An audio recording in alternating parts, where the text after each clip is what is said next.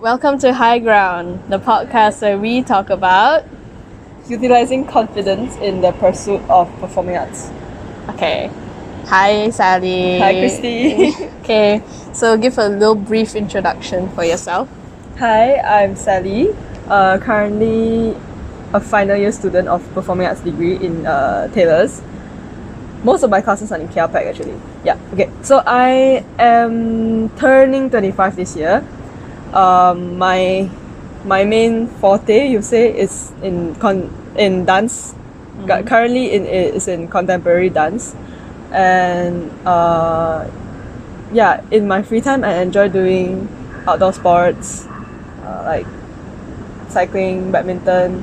Badminton is not really outdoor; it's indoor, and like diving, hiking. As long as it's sports, I enjoy it. Yeah. Okay, sports. Cool. All right. So, do you solemnly swear to tell the truth, the whole truth, and only the truth, so help you God? Of course. Yes. Yes. Okay. All right. So, so we're going to be talking about utilizing confidence in performing arts. What's your take on that? Okay, so if you want to say performing arts, the word itself is, you need confidence to do it, right? To perform like at art, you need confidence to put it out there. Because if you don't have confidence, you won't be able to like put it out there. Okay, let's say like that's like music, dance, acting mainly. Okay, let's say music. If you're not confident in your music, how are you going to perform? In dance, if you're not confident in it, how are you going to perform? So I would say the first thing of it, of course, is technique. Like once you are very like your foundation is very solid, of course you will get that confidence. Like it gives you the confidence to perform. Because if you don't have the foundation, like if you just ask someone who like has no foundation in like music or like dance, and you ask them to perform, surely they won't have that confidence because they don't even know what to do, right? It doesn't even make for like a actual like good performance. Yeah. Anyways, and yeah, I think without technicality, I think it'll be like a bit embarrassing to Exactly. be performing So live. Yeah. yeah, that's why like people always want to go for like more classes, train more, keep practicing, or like learn from more like different people.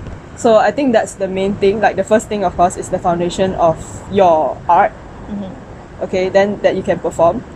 That gives you the confidence. Then second is believing in yourself that what you are doing is it's perfect, it's fine. And then of course having a mentor, like having someone to oversee you, to help you to improve, because don't say like performing arts, like even in other like things, you sometimes you don't even know whether you're doing right or not. So if you have a mentor, like someone to like who is already there better than you, then they can guide you and they can like tell you, to tell you whether are you doing it right, how can you improve better. So I think that gives you the confidence also, like the guidance from mentor. And also of course I think assurance from maybe your friends, family, or like the audience, like when you perform, if the audience, like everyone claps, then you feel, oh my god, I'm doing it, I'm getting it, and then you will get like that energy to like go on even more. But then if like the audience just like boo, like shooing you down, and then of course you will feel like, okay, maybe I'm not good enough, stuff like that. Things like this will either boost your confidence or bring your confidence down. Yeah. What are your ways, like personally, that you try to build confidence so that when you're on stage you carry out your performance or your act like truly in that zone? Okay. Yeah. So I think the like what I mentioned about the foundation. So the first thing is I have to do it again and again for myself to see. Like maybe I record it, or like I have a mirror. I make sure I repeat it again and again until it becomes like muscle memory, that I know it so well that I won't like make a mistake, you know. So that's like the first thing that like allows me to give me the confidence, because I know that I've done this like maybe 100 times. So I know once I get there, when there is audience, I won't be like shy, or like, you know, I know what I'm doing. So I think the first thing is knowing what you're doing is the one of the main thing that gives you confidence. Sorry, excuse me. Yeah. I had too much rice.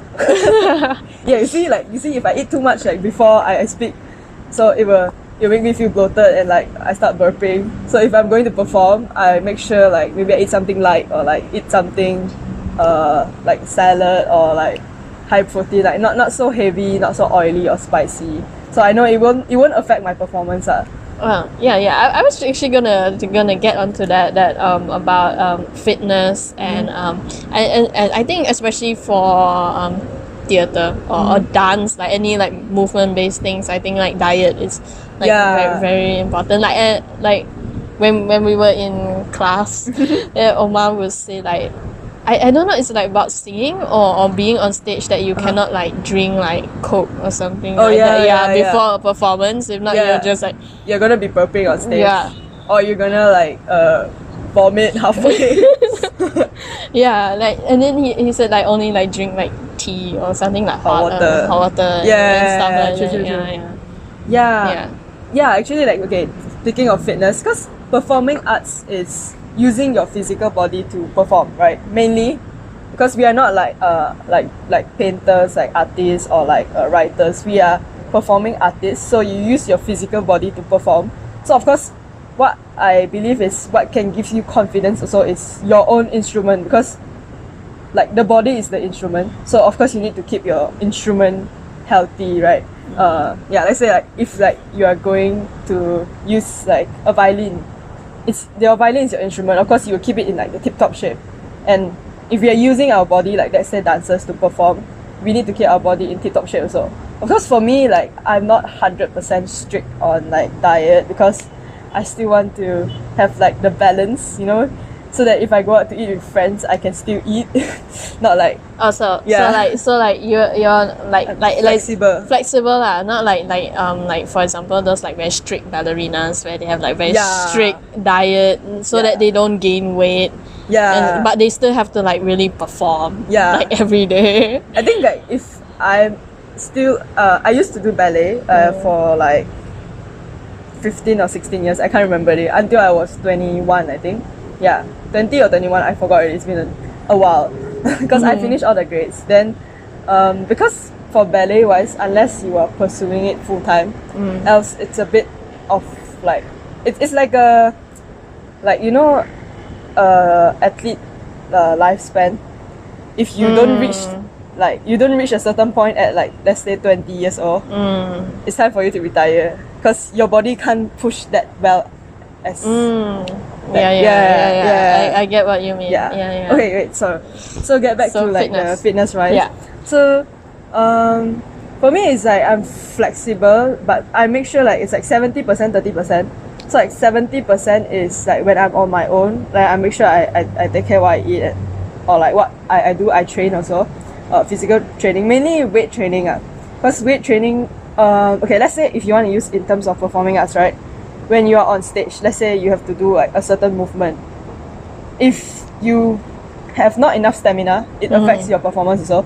So for me, weight training, like and also like cardio training, gives like trains my stamina. So let's say if I have to do like a 2-hour show, like continuously, it trains my stamina physically. Okay, let's say if physically I'm fit already, so I don't have to worry about my physical wise. I just need to worry about my emotional and like my mental fitness, in terms of like, let's say if I'm acting, I need to like, let's say I'm the lead character for like 2 hours. I need to speak, I need to think, I need to go through emotional changes, everything.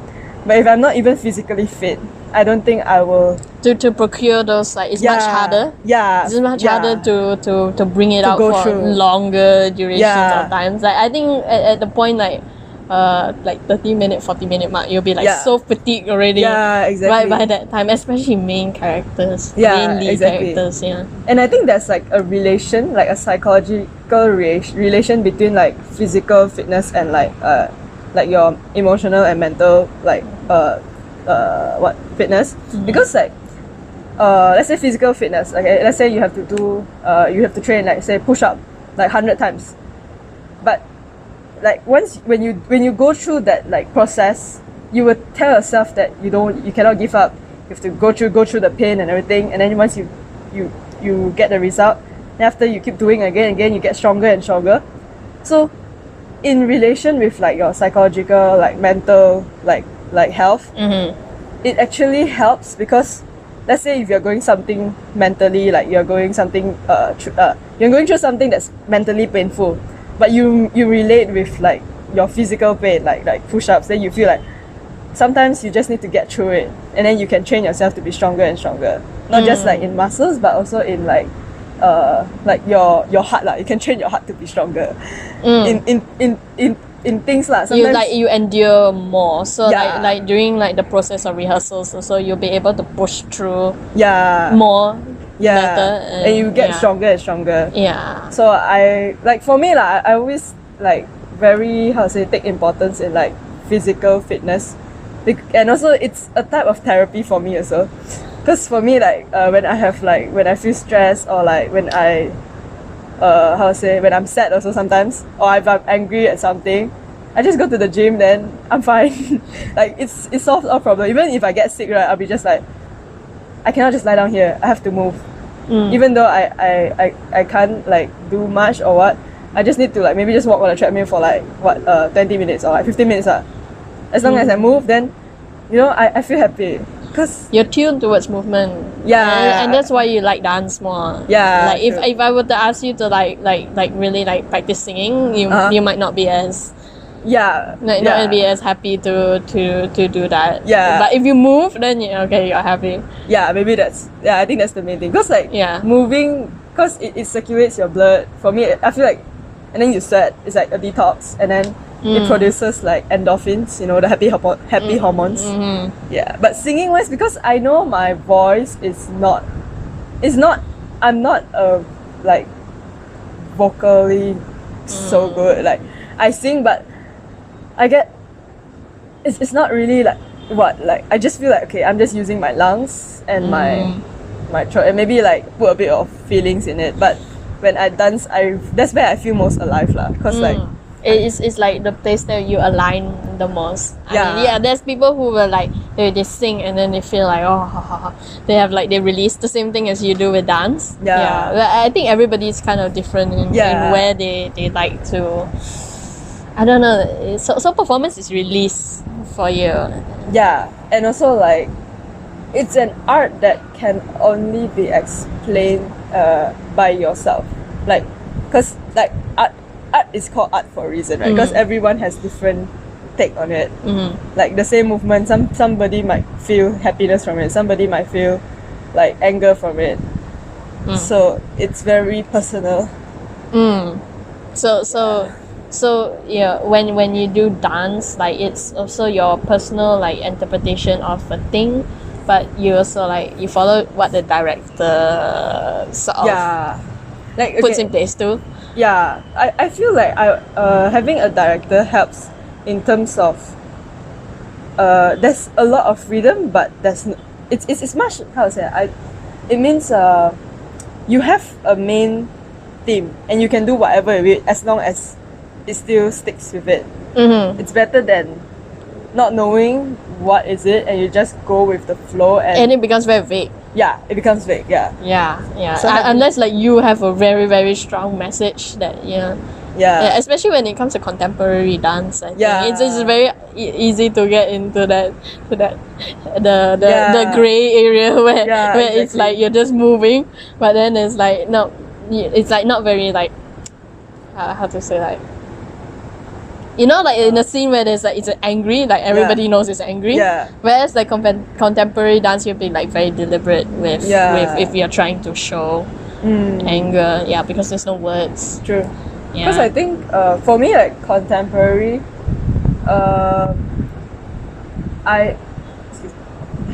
too much fried rice. Okay, I really enjoy it because of the freedom it gives. It's not like ballet that is fixed, like first position, second position.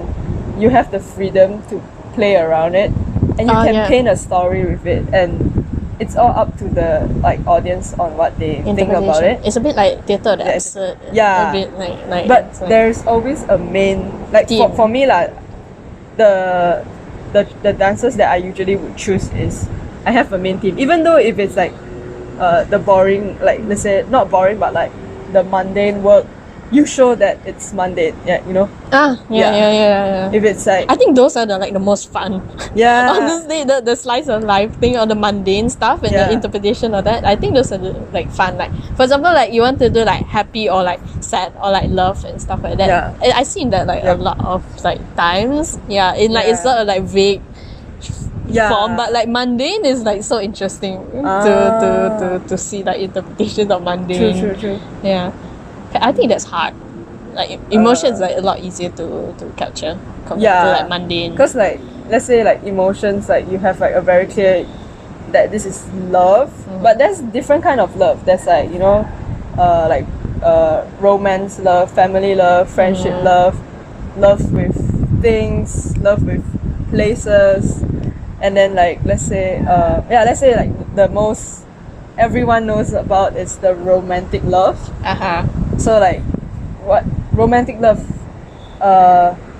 between your partner, or you know, there can be different stories from it.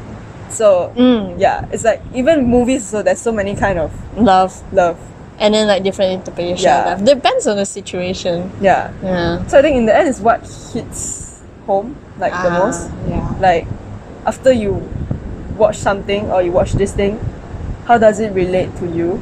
Like how does it relate to the audience, and how does it maybe help relieve the audience a bit? Yeah.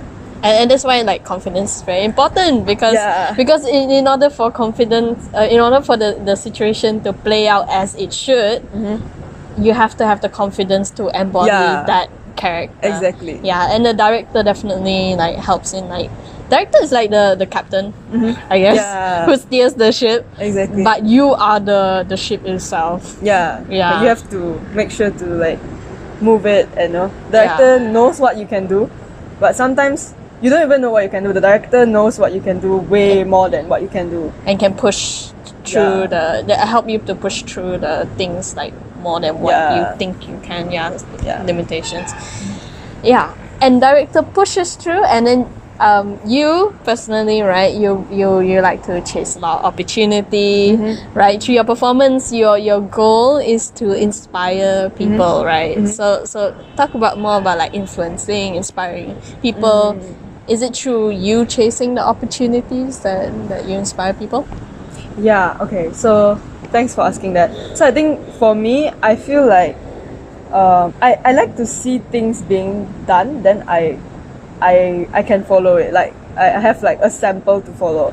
So for me, like to influence, I always like I like to be that that example. Like let's say I have gone through this, then I show you that, oh, I've done this before. It's if you never done before, I'm telling you that it's possible. It can be done. It can be done. Yeah. Okay. Or like let's say in terms of like sometimes I like to share about maybe let's say if you say product, okay, this product has helped me, so I'm pretty sure it can help you also, right? So let's say if I train this way, this method of training has helped me, so if you never trained before, you can just try it. If it doesn't help, it's okay, but at least you try, you know. So I think for me is I like to I always hope that like what I did before, what I experienced, I can help others. Maybe help others to fast track. Like maybe I try 1, 2, 3, 4, 5 things, and maybe one of it works, the others don't work. So I can share with others that hey, the 2, 3, 4, 5 doesn't work. So you don't have to go through 2, 3, 4, 5. Just do one can already.